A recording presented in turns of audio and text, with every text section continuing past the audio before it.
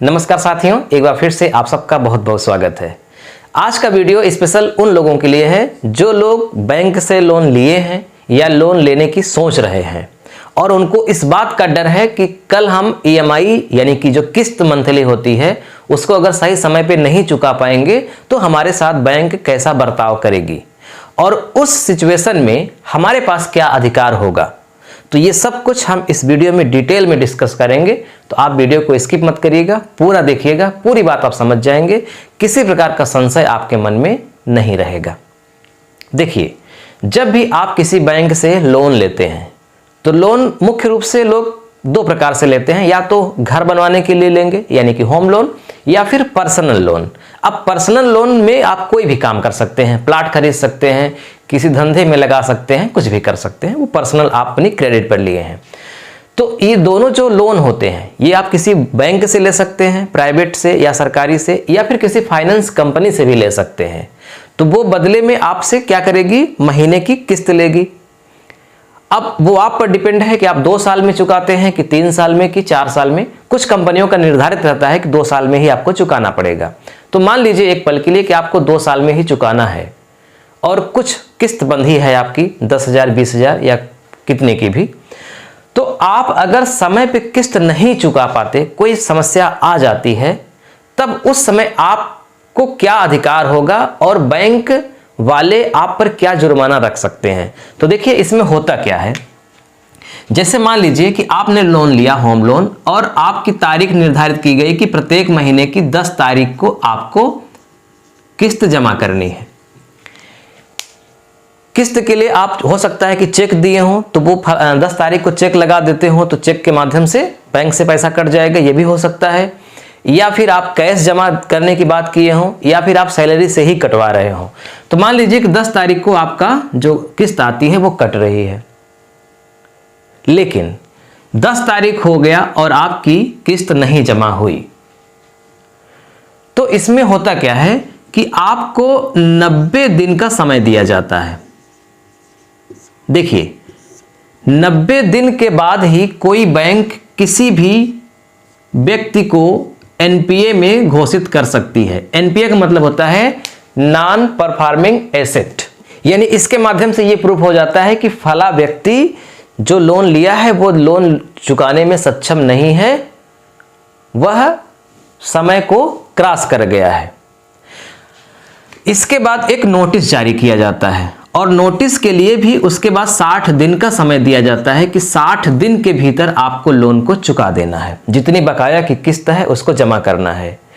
उसके बाद आपको जो आपने एसेट लगाया है उसमें, जैसे कि मान लीजिए आप जब लोन ले रहे थे तो आपने हो सकता है कि जमीन गिरवी रखी हो, या फिर आपने जेवर गिरवी रखा हो, या कोई और चीज आपने गिरवी रखा हो, या वो चीज आपके पास है, आपने वहां पे दिखाया है कि जब भी हम लोन नहीं चुका पाएंगे तो हमारी इस चीज को बैंक ले सकती है। तो ऐसा एक समझौता होता है, एग्रीमेंट होता है। तो वो 90 दिन तक कुछ नहीं कर सकती बैंक। 90 दिन के बाद आपको एनपीए में घोषित कर देगी। उसके बाद 60 दिन के लिए भीतर अगर आप जमा कर देते हैं तो भी कोई दिक्कत नहीं है। उसके बाद भी अगर आप नहीं जमा करते तब भी वो डायरेक्ट आपकी संपत्तियों की नीलामी नहीं कर सकती। जैसे कि मान लीजिए आप पर्सनल लोन लिए हैं और आपका घर 20 लाख का है, तो आपने घर का कागज दिखा करके लोन लिया है, तो ऐसा नहीं कि अब तुरंत आपके घर की नीलामी होने लगेगी। नहीं, आपको 1 महीने के लिए नोटिस दिया जाएगा कि 1 महीने के भीतर आपके घर की नीलामी होगी।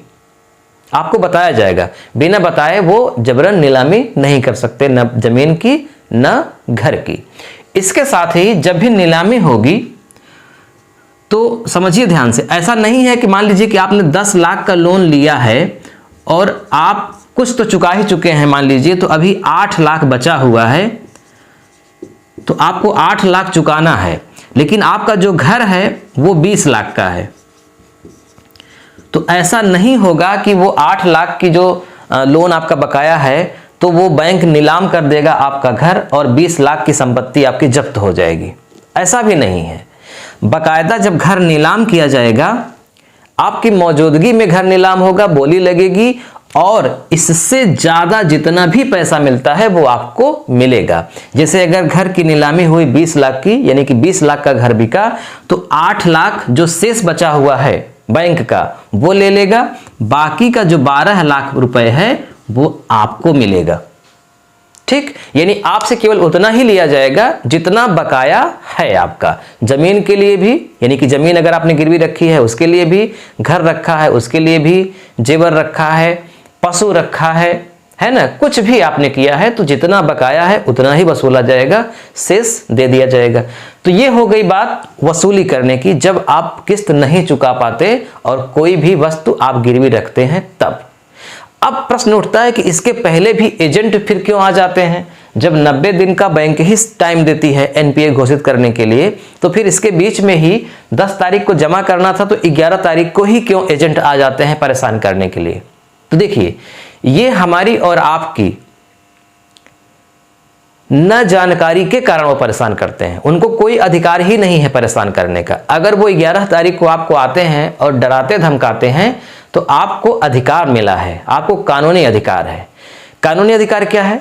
पहले तो इसी में पॉलिसी में लिखा गया है कि कोई भी एजेंट सुबह 7 बजे से पहले आपके घर नहीं आ सकता और सायं 7 बजे के बाद, यानी सुबह 7 बजे से लेकर के सायं 7 बजे के बीच में ही कोई भी एजेंट पैसा मांगने के लिए आपके घर आ सकता है। 7 बजे के पहले नहीं आएगा और 7 बजे के बाद तक नहीं रुकेगा। कभी कभी आप लोग खूब देखे होंगे कि कोई एजेंट आकर के बैठ जाता है, वो कहता है कि जब तक आप नहीं देंगे किस्त तब तक हम नहीं जाएंगे। ठीक है, बैठ गया, लेकिन शाम को 7 बजे तक ही आपके घर बैठ सकता है। अगर आप नहीं व्यवस्था कर पाए तो ये उसका अधिकार नहीं है कि वो 8 बजे तक बैठा रहे। आप उसको भगा सकते हैं, आप उसको बेइज्जत करके भगा सकते हैं, कोई दिक्कत नहीं है। अगर आपको वो डराता है, धमकाता है, तो उसके खिलाफ आप बैंक में शिकायत भी कर सकते हैं।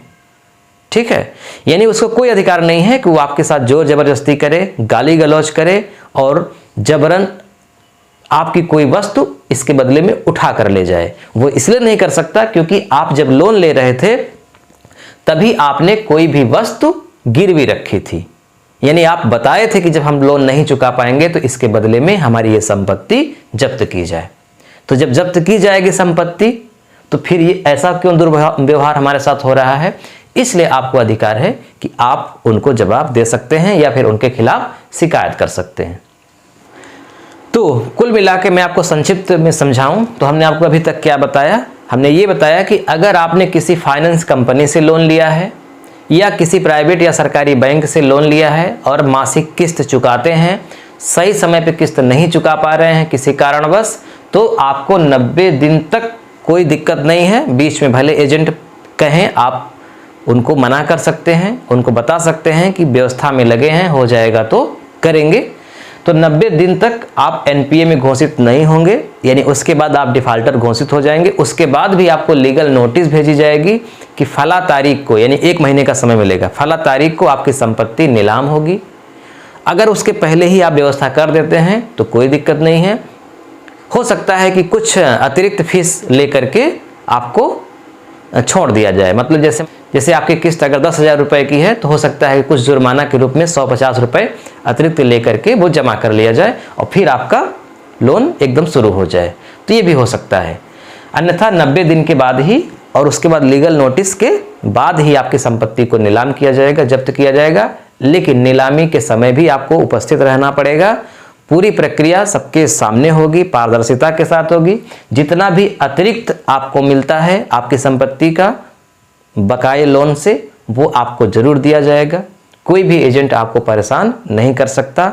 परेशान करता है तो आप इसकी बैंक में शिकायत कर सकते हैं, आप फिर और आगे भी शिकायत कर सकते हैं।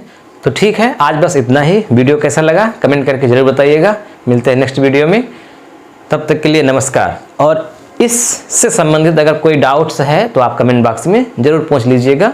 हम पूरी कोशिश करेंगे कि हम आपको निराश ना करें।